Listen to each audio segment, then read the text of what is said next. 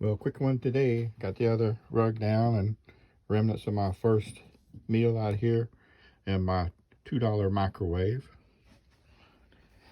And went by and picked up some pieces of gutter for both sides. Got them down, and as you can see what I intend to do with them, other than keeping the water off the bottom of their shed. And I'll show you the other side over here in this junk. And I got that one put up there too. And I'm gonna start on some roofing next time I come out here. So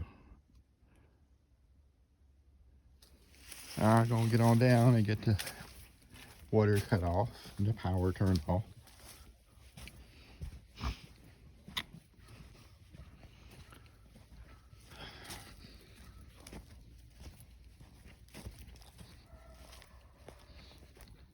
And as you can see, all that junk out there is dead.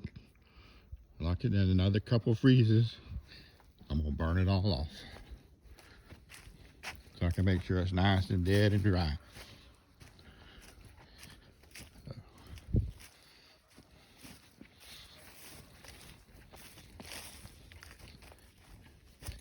And I'm gonna move that big barrel down there on the other side of the shed or to fill it with water.